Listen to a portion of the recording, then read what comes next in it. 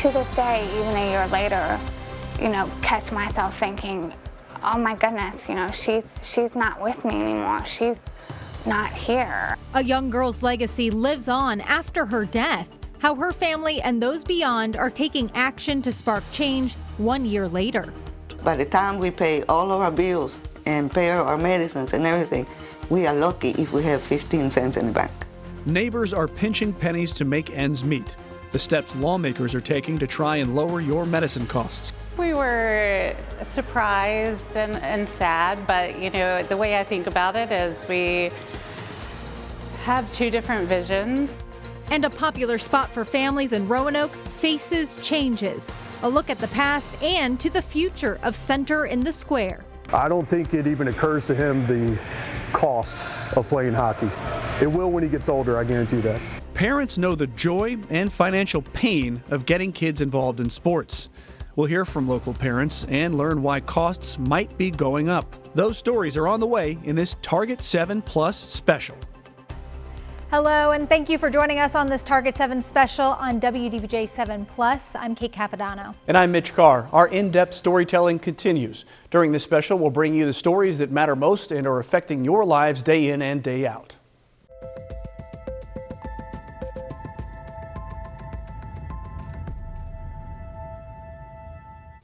One year ago, a little girl felt this life was just too much. At 10 years old, Autumn Bushman died by suicide. The grief has not gotten any lighter, but her parents have not lost hope. A message less than 4 seconds long. Hey Mom, can you please give me a call back as soon as you can? Love you, bye. Summer Bushman clings to each word, picturing the little face that was behind her missed call. To this day, even a year later, catch myself thinking, oh my goodness, she's not with me anymore. She's not here. Autumn Bushman died by suicide. She was just 10 years old. Normally I would clean her room, and she would have changed out of those 2 days prior, and I didn't touch them, didn't touch her room, and I'm glad I didn't. Across town, Autumn's dad, Mark Bushman, has made changes to the bedroom where she would sleep, but he's kept some of those final things she touched in their place. Sometimes it doesn't feel fair. I come in here on my really hard days. Meanwhile, Summer Bushman and a team of others have been focused on legislative action. We've got her roller skates because she loved skating. The Bushmans say bullying played a role in Autumn's death. So this year, Autumn's Law was introduced into the Virginia General Assembly with the hope of making aggravated bullying and cyberbullying a Class 1 misdemeanor. And that type of misdemeanor comes with the harshest penalties, including up to a year in jail and a fine of $2,500. Bullying has become larger and a bigger problem than ever before, a lot bigger than when I was growing up. State Senator Bill Stanley is the lawmaker behind this bill. Autumn's Law is just one of many proposals we're seeing all across the country hoping to address bullying, and that includes this assembly bill out of New York. Now, this bill wants to make it so that the repeated cyberbullying of a minor becomes an unclassified misdemeanor. That would come with a punishment of up to $1,000 in fines and up to a year behind bars. Meanwhile, back here in Virginia, Autumn's Law is being pushed to next year. That's because state legislators felt like the punishments for Autumn's Law were just too severe.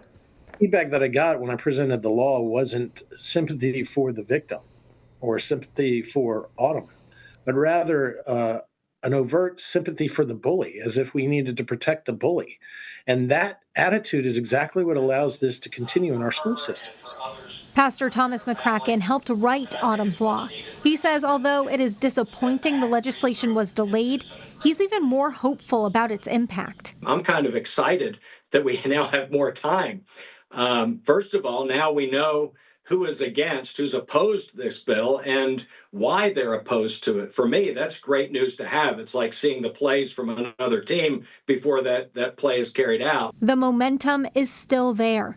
Both parents know this message of kindness and suicide prevention needs to be heard by others, but they also wish it didn't have to be through the loss of their daughter. If you could see Autumn today, and I'm sure you speak to Autumn in different ways, what would you tell her? What would you want to say?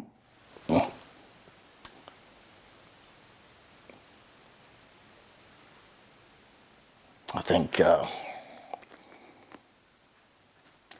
I'd have to thank her for the example that she gave me. You know, even as a child, you know, that difference in age meant nothing. How she lived her life, it's almost like she left a blueprint of how to be kind and how to love others and see past differences. I would tell her that this will pass. This is only temporary. Because in all reality, pain really is only temporary. And, you know, life is beautiful. Autumn Bushman felt like this world was too heavy. Now it's up to all of us to make sure another person doesn't have to carry that weight all on their own. Autumn's dad, Mark, is starting a new nonprofit in honor of his daughter. He's calling it the Forever 10 Foundation and wants to use it to promote kindness and suicide prevention. If you or someone you know is experiencing a mental health crisis, you can call the National Suicide and Crisis Lifeline at 988. The General Assembly session is wrapped up and the Affordable Medicine Act is moving forward to Governor Abigail Spanberger's desk. The measure would create a prescription drug affordability board. That's one way lawmakers believe the state can get a handle on the high cost of certain medications that treat conditions like diabetes, heart failure, and arthritis. Joe DeShiel explores the impact of high drug prices on families in Western Virginia. Hot peppers, sweet peppers.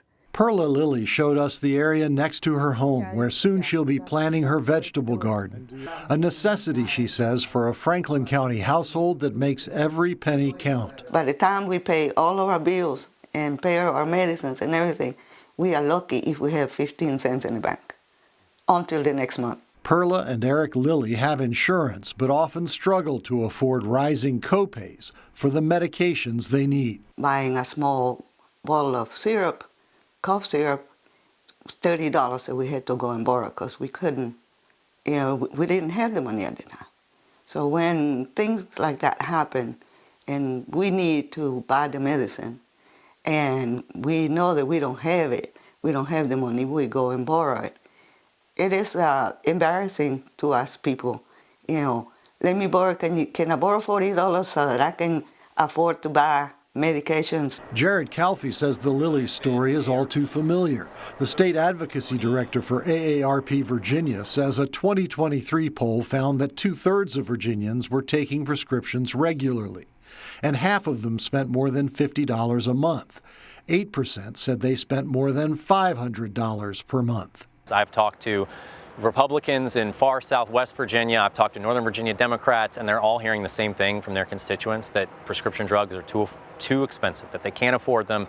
People are making really tough choices about skipping doses, not being able to pay for basic needs because their medication is so expensive. The Affordable Medicine Act, introduced by Senator Cree Deeds and Delegate Carrie Delaney, would create a prescription drug affordability board with the power to review drugs sold in Virginia and set upper limits on their cost. The latest version is aligned with legislation that allowed the federal government to negotiate prices for certain Medicare drugs. The first 10 include well-known medications such as Eliquis, Jardiance, Xarelto, Farxiga, Entresto, and Enbrel. It builds upon existing federal policy and protects citizens from choosing between everyday expenses such as rent and the medicines that keep them alive. I was wondering if the delegate can identify a state where a prescription drug affordability board has produced measurable, sustained reductions in prescription drug costs. Several other states, including Maryland, Colorado, and Minnesota, have created affordability boards, but so far opponents say they haven't saved patients a dime. And digital ads like this one, featuring a Virginia rheumatologist, have argued the proposal could impact medical care. The proposed Prescription Drug Affordability Board won't lower costs for patients. In fact, it will restrict access to vital medicines and force doctors to compromise our patients' care. I think the state and all of us have identified high drug prices as a problem. This is not the solution. John Newby is the CEO of Virginia Bio, a trade association for the life science industry with more than 300 members in the Commonwealth. He says patients will suffer if the legislation makes it harder for doctors and pharmacies to stay in business and dispense needed medications, especially in rural areas. If you set a payment level below market price, then there is no margin, there's no profit, and you may get to the point of these drugs not being available on the shelves of pharmacies because they can't afford to keep them there. Jared Calfee says opponents are using scare tactics. And back at her home near Ferrum, Perla Lilly says she just hopes lawmakers will take some meaningful action. Walk the walk, talk the talk. Do what you got to do. Joe DeShiel, WDBJ 7. We don't know yet if Governor Spanberger will sign the legislation, offer amendments, or perhaps find a reason to veto it, but we expect her decision by mid-April. Center in the Square in downtown Roanoke is a popular spot for entertainment, but the future of that nonprofit, which has been a staple for more than 40 years, has become a topic of discussion. WDBJ 7's Colby Johnson looks into Center in the Square's past and the future.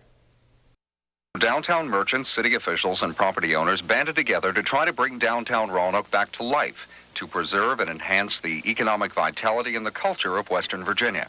And today we celebrate one of their achievements, Center in the Square.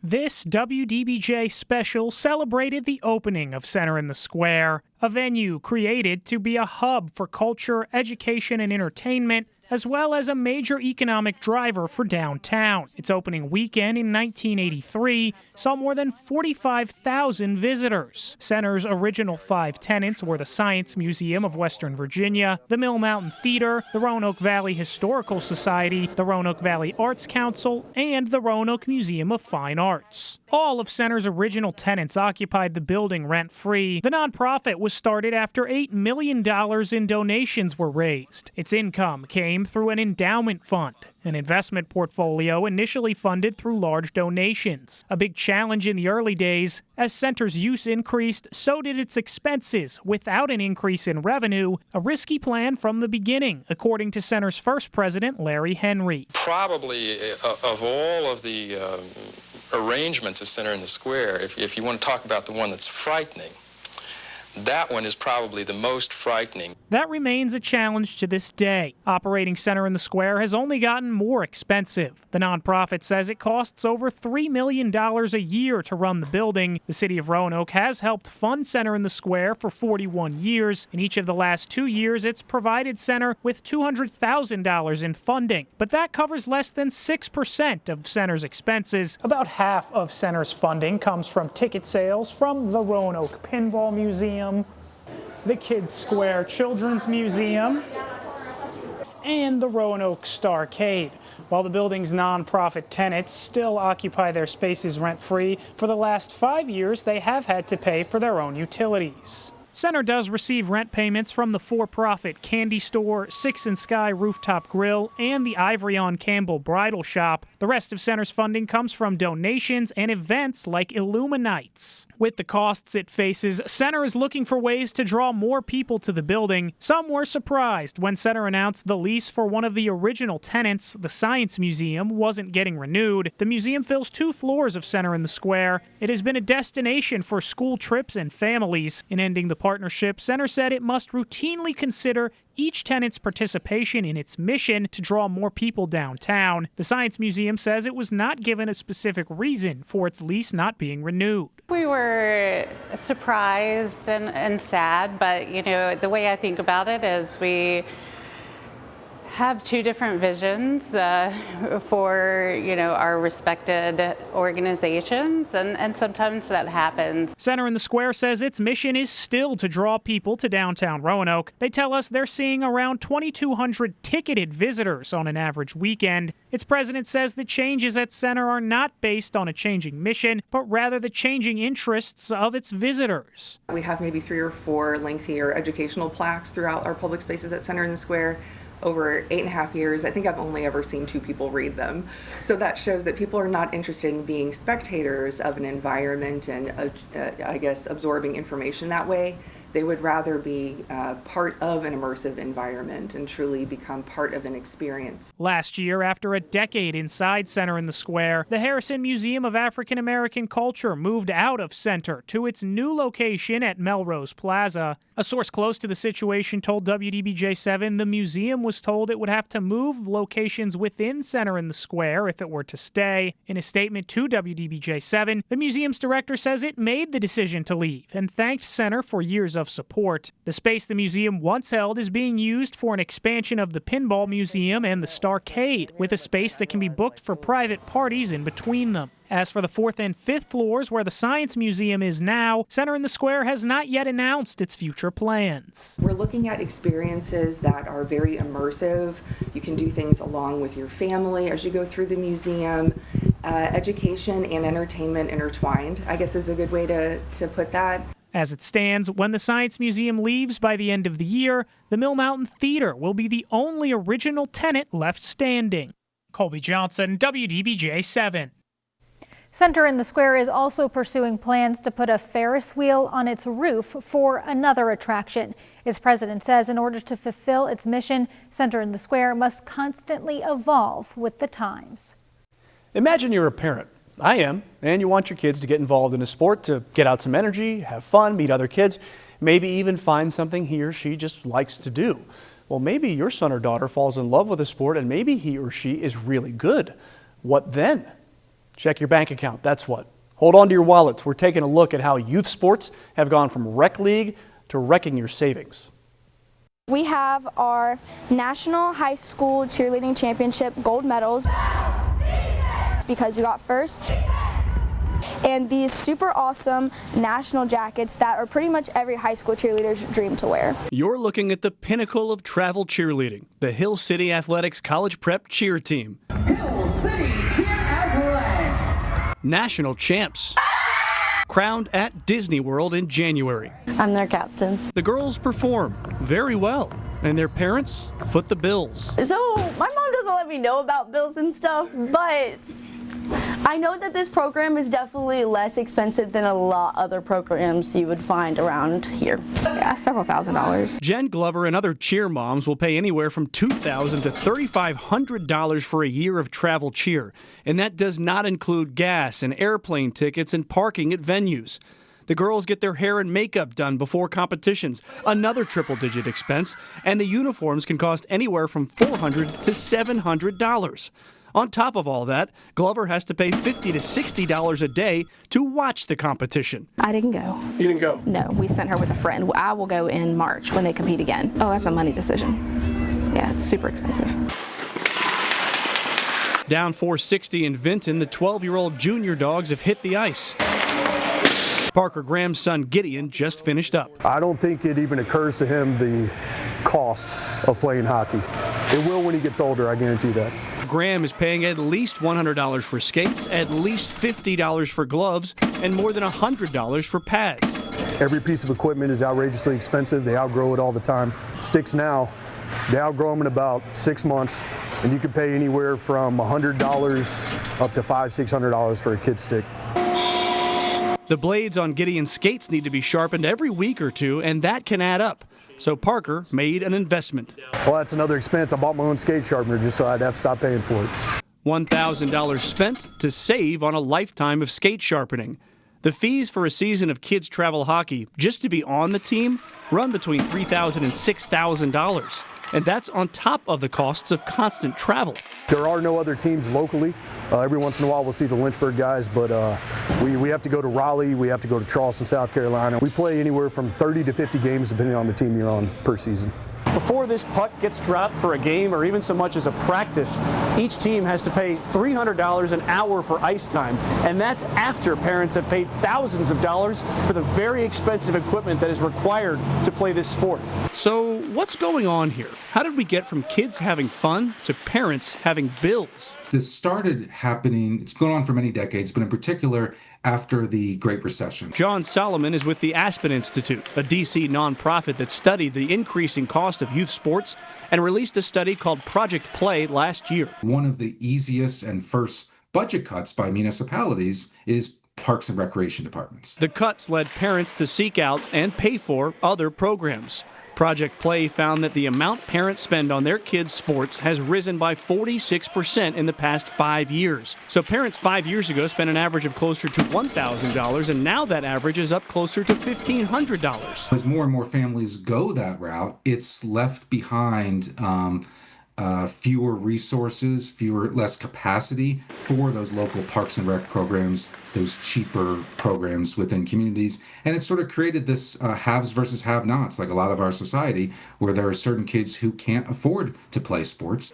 So why do parents do this? She wants to cheer in college. I want her to cheer in college, but I also want her to be the most prepared that she can be to do that. According to Project Play, 20% of youth sports parents believe their children can play in college. 11% believe their kids might one day play at a professional level. The actual percentage of, for example, a high school basketball player making it to the NBA is less than 1/10 of 1%. If that's the goal of what you're doing, you're probably not going to end up getting the return on investment you're looking for. But there are plenty of other benefits to investing in your kids' sport of choice. They're more active, they meet more kids, and they build self-confidence. You can't play hockey unless you're a good human. The sport won't allow it, your teammates won't allow it, the opposing team won't allow it, so hockey does make you a good human being. There's really no amount of money I wouldn't spend within reason.